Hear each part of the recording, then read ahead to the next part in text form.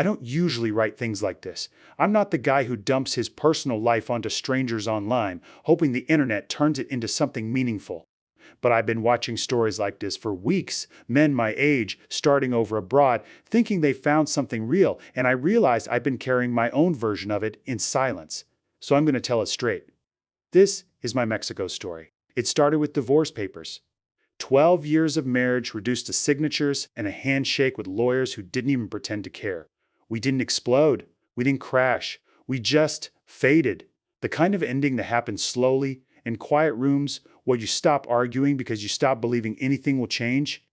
When she finally said, "I want a divorce," I felt something crack loose inside me. Not rage, relief. And then, right behind that relief, came the part nobody warns you about, the weight.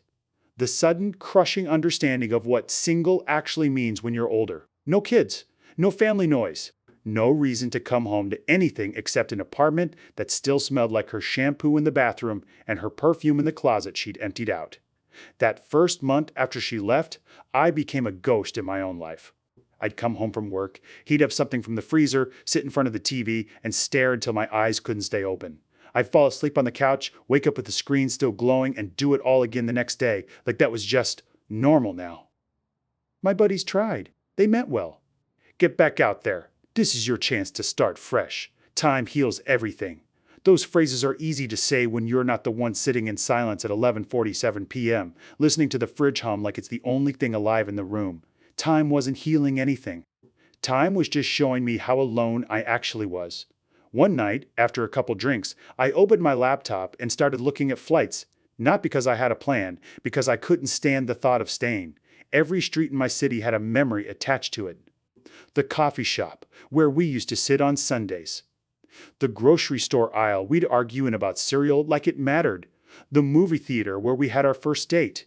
Everything felt haunted. So I booked a trip to Latin America. I told myself it was just a reset, a vacation, a way to clear my head. 8 weeks. A loop through places I'd always been curious about. Warm weather, different rhythms, different faces, no history. But the truth is, I wasn't taking a vacation. I was running from the silence, running from the memories, running from the version of myself that had started to feel like an unfinished room, furnished, functional, but empty. The first stops were exactly what you'd imagine. Beautiful, loud, alive, new streets, new food, people everywhere, music drifting out of open doors. For a while, it worked.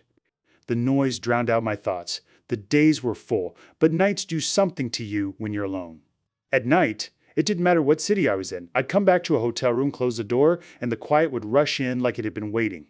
I'd lie there staring at the ceiling, realizing the scenery changed, but the loneliness came with me like luggage. That's how Mexico entered the story, not as a destination I'd dreamed about for years, not as some fantasy, more like the place where my running finally slowed down. I landed in Mexico, and the air felt different immediately, not just warmer, but fuller, like the city had a pulse you could actually feel under your feet. Families were out late. Sidewalks stayed alive. Cafes weren't just places to grab something and leave. They were places people stayed, talked, laughed, existed. For the first few days, I did the normal stuff. Walked neighborhoods, tried to get my Spanish to cooperate, ate food that made me feel human again. I told myself I was just passing through. But then the same thing happened that always happened. Night came, and I realized something uncomfortable. I wasn't just lonely back home. I was lonely inside me. So one night, I went out walking just to be around people, not to party, not to chase anything, just to be where life was happening so I didn't have to sit alone listening to my own thoughts. That's when I ended up under fluorescent lights at a convenience store. Not a bar, not a club, not some dramatic meeting of souls. A normal place. Bright, busy, ordinary. And that's where I saw her. She wasn't performing. She wasn't doing that over-friendly customer service thing. She had this calm focus, like she was used to the pace and the pressure, and she didn't waste energy trying to impress anyone. She glanced up when I walked in, and for a second it felt like she actually noticed me, not just as another customer, but as a person. I bought something I didn't even need, water, gum, whatever. I fumbled through my Spanish at the counter, and she smiled in a way that didn't feel practiced. Not a sales smile, a real one. Her name was Valeria, and she was the first thing in months that made my chest feel warm instead of heavy. The first conversation wasn't deep, just quick exchanges. A joke about my accent, a comment about the weather. But when you've been starving for connection, Small things hit harder than they should. So I went back the next day, and the next. I told myself it was because it was close, because it was convenient, because I needed something. The truth was, I liked the way she looked at me like I existed. Over time, those little conversations grew legs. She'd ask how my day was. I'd ask how long her shift was. She'd complain about rude customers. I'd make a dumb joke that somehow made her laugh. And one night, when the store was quieter, she said something that caught me off guard. "You're not from here," she said. "No," I admitted. "Are you alone here?" "Are you alone here?" There it was. The question. That simple word, alone, hitting me right in the ribs. I could have lied. Men lie about loneliness all the time. We act like we chose it, like it's strength. But something about her tone made it feel safe to be honest. So I said, "Yeah, I am." She didn't pity me. She didn't tease me. She just nodded like she understood something without me having to explain it. And that's how it started. Not with fireworks, with a convenience store and a woman who looked at me like I wasn't invisible.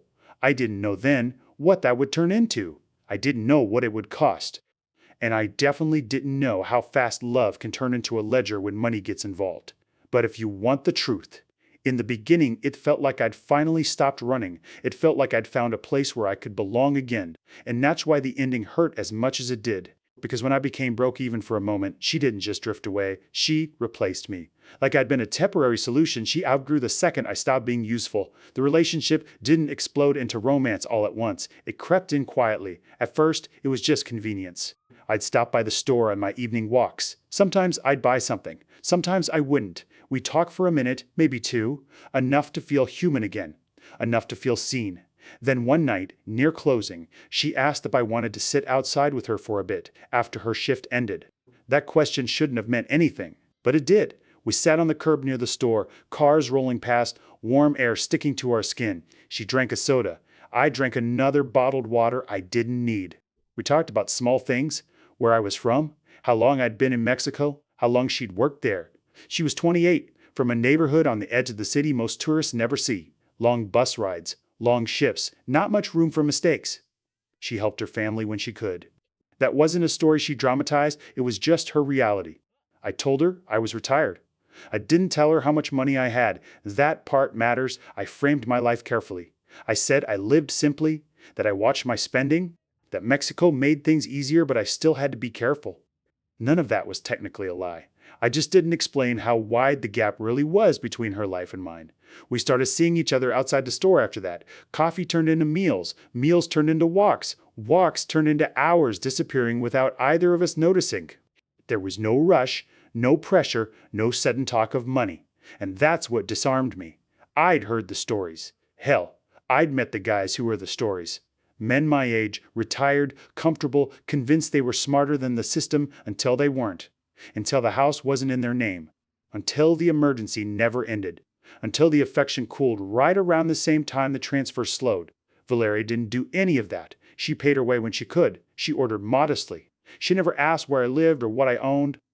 When I offered to pay, she said thank you. Not like it was expected, but like it mattered. And when you're lonely, gratitude is dangerous. Because gratitude makes generosity feel noble instead of risky. After about a month, she stayed over for the first time. Nothing dramatic, no big moment, just a quiet night that turned into morning. She left early for work, kissed me on the cheek at the door, and said she'd see me later. And I remember standing there thinking, this feels normal. That was the hook. Normal is powerful when you've been living in emptiness. Over the next 2 weeks, we settled into something that felt like a relationship without ever labeling it. She'd come over after shifts. We'd eat street food or cook something simple. She'd fall asleep on the couch watching shows I barely understood.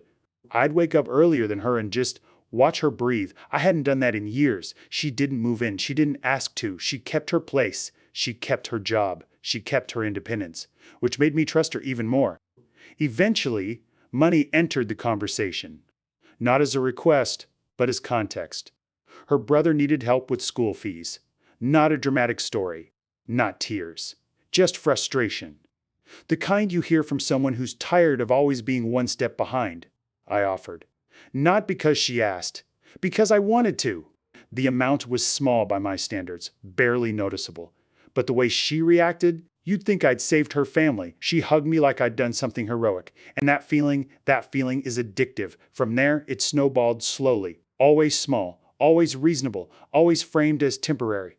Groceries when prices jumped, a phone repair, medicine, gas money when she picked up extra shifts. Nothing that raised alarms on its own. And that's how it works. It's not the big asks that get you, it's the reasonable ones stacked on top of each other. Somewhere in there, she started spending more time at my place than hers. Her things appeared in my bathroom, her clothes in my drawers. Not because she demanded space, but because I offered it, because it felt good to provide, because it felt good to be needed again. But under the surface, something else was forming. An imbalance. I had flexibility, cushion, options. She didn't. And I didn't fully understand how dangerous that gap was until later, when I tried to close it the wrong way. Because when I started thinking long term, when I started imagining us beyond Mexico, I also started wondering something I didn't want to admit out loud. Was she with me? Or was she with what I represented? That question didn't come from paranoia, it came from experience. And once it entered my head, it didn't leave. That's when I decided to test something. And that decision, more than any transfer, more than any gift, is what set everything in motion.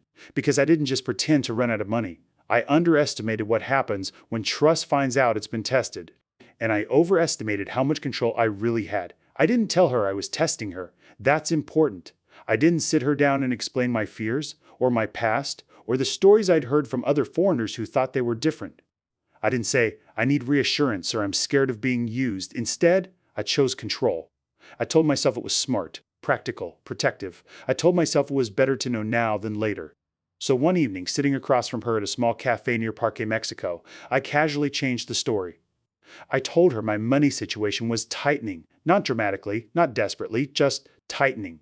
I said my savings were tied up, that some investments were locked, that I'd misjudged how long my money needed to last. I said I wasn't broke, but I wasn't comfortable either. I watched her face as I said it. She didn't panic. She didn't accuse. She nodded slowly, asked a few questions, said she understood. She said we could be more careful, stay in more, cook instead of eating out. It felt reassuring for about 2 days. Then things started shifting in ways that were easy to dismiss if you wanted to dismiss them. Texts took longer to come back. Plans were postponed instead of canceled outright, always with reasonable explanations. Extra shifts, family stuff, being tired. When we did spend time together, it felt quieter, less relaxed, like she was mentally elsewhere. I told myself I was imagining it. I told myself stress affects people differently, but I also noticed something else. The warmth didn't disappear all at once. It drained. And that's worse. Because when something drains instead of breaks, you're never sure when to call it what it is. One night, I mentioned skipping a weekend trip we'd loosely talked about. She agreed immediately, too quickly. Another night, I suggested cooking together. She said maybe another time. But when I casually mentioned that one of my investments might free up sooner than expected, she lit up in a way I hadn't seen in days. That was the moment my stomach dropped. Because it wasn't about money, it was about access. I didn't confront her. Not yet. Instead, I doubled down on the lie. I told her the situation was worse than I thought, that my cushion was basically gone, that I'd need to be careful for a while. That night, she didn't stay over. The next day, she canceled plans. The day after that, I barely heard from her at all, and that's when I crossed a line I can't uncross. I panicked. Not because she pulled away, but because part of me felt stupid for setting the trap in the first place. Because what if I was wrong? What if I created distance where none needed to exist? So I did something worse. I reversed the story. I told her the money issue had been temporary, that a transfer had gone through, that things were okay again. The change was immediate. She wanted to see me that night. She showed up dressed the way she used to when things felt easy between us, laughing, touching my arm, asking about my day, talking about plans again. It was like flipping a switch. And that's when I realized something painful. The test worked. But it didn't make me feel better. It made me feel sick. Because now I couldn't pretend anymore. I couldn't tell myself I was being paranoid. I couldn't unsee the pattern. And I couldn't shake the thought that maybe, just maybe, she'd sensed the test, that maybe she knew I'd lied. And if she knew, then what I thought was distance might have been hurt. What I thought was manipulation might have been pride. And what I thought was protection might have been betrayal. That possibility haunted me, so I pushed again. I asked questions I hadn't before, about her family, about her plans, about what she'd do if money wasn't an issue. Her answers changed, not drastically, subtly. Before, her future included us. Now it included options, opportunities, paths that didn't always circle back to me. I felt myself losing control, and instead of stopping, I made it worse because the next move wasn't a test, it was a confrontation disguised as honesty. And it's the moment where everything truly broke. Not because she failed, but because trust doesn't survive being cornered, and neither did we. The confrontation didn't happen the way arguments usually do. There was no shouting, no accusations thrown like knives, no dramatic exit. It happened in a parking lot, a convenience store lot, fluorescent lights buzzing overhead, the kind of place where nothing important is supposed to happen. I asked her to meet me late, told her I needed to talk. She showed up looking tired, guarded, like she already knew this wasn't going to be easy. I didn't ease into it. I told her I'd lied. I told her the money hadn't come and gone the way I'd said it did, that I'd exaggerated, that I'd wanted to see what would happen if I wasn't financially comfortable anymore. Her face didn't change at first. Then something in her eyes hardened. "So you tested me," she said. Not a question. I tried to explain myself, tried to frame it as fear, as self-protection, as something reasonable men my age had learned the hard way. She didn't interrupt. That was worse. When I finished, she laughed, not loudly, not cruelly, just a short, exhausted sound. "You think I pulled away because of money," she said. "I pulled away because you lied to me." I told her the timing still mattered, that the distance coincided with when she thought I didn't have access anymore. She nodded slowly. "Yes," she said, "because when you said that, everything changed." I waited. "When you told me you were broke," she continued, "I realized something, that you could decide my future with one sentence. That stopped me." She explained that when I talked about locking money away, about being careful, about not helping the way I had before, it wasn't just about dinners or groceries. It was about power. She said she felt small, exposed, like her stability had been borrowed, not shared. "I didn't leave because you had less," she said. "I stepped back because I realized how easily you could take everything away." That wasn't the story I told myself. I told her I just wanted honesty. She looked at me then, really looked at me, and you thought lying was the way to get it. The argument ended quietly, not resolved, just exhausted. She left, not angrily, calmly, and I thought that was it. I thought I'd failed the relationship but saved myself. I was wrong, because what I didn't understand, what I couldn't understand in that moment, was that she'd learned something too. She'd learned how much control money gave, and how dangerous it was to rely on someone who could pull it away. A week later, she reached out. She apologized, said she'd been emotional, said she wanted to talk, said she didn't want things to end like that. I felt relief wash over me so fast, it scared me. We met again. She was softer, more affectionate, more attentive than she'd been in weeks. She told me she understood why I was scared. She told me she didn't want money to come between us. She told me she wanted transparency. That was the word she used, transparency. And that's when she suggested something that, at the time, sounded reasonable. She said it would help her feel secure if things were clearer. If she didn't feel like my finances were a mystery she had no protection from, she said it gently, not a demand, not a threat. A suggestion, joint visibility, shared planning. She didn't ask for ownership, she asked for reassurance. And after everything, the guilt, the argument, the fear that I'd sabotaged something real, I gave it to her. I showed her more than I ever should have. Balances, accounts, access. I told myself it wasn't control anymore. That now, it was trust. I told myself I was fixing what I'd broken. What I didn't realize was that trust, once fractured, doesn't heal the way you think it does. Sometimes it mutates, and sometimes it becomes leverage. Because within weeks, things began moving faster than before. Expenses appeared that hadn't existed, transfers that needed to happen quickly, decisions that couldn't wait. And every time I hesitated, she reminded me, calmly, that this was what transparency looked like. That if I wanted partnership, I had to stop acting like a gatekeeper. I didn't feel tested anymore, I felt managed. But by then, the lines were too blurred. I'd created a situation where backing out looked like betrayal, where saying no looked like proof that my lie had been about control all along. So I kept saying yes.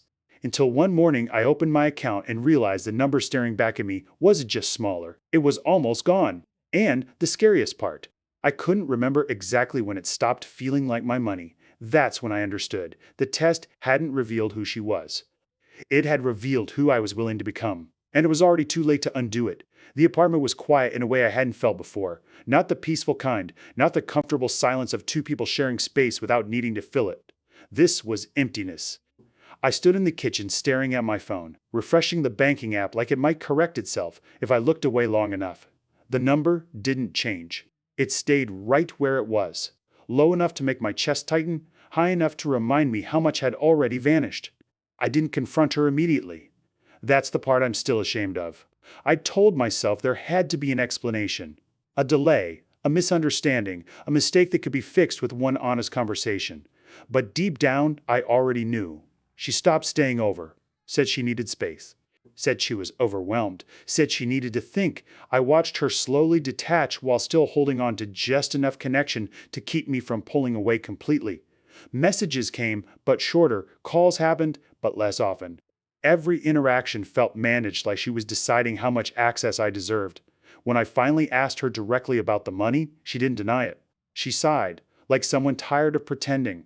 She told me she'd moved it to keep it safe, that she'd been scared after what I did, that she needed security too, that she couldn't trust someone who would test her love with lies. And somehow, in that moment, I was the one apologizing. I asked when I'd get it back. She didn't answer. Not directly. She said we'd talk about it later. Later never came. Within days, she was gone. No goodbye.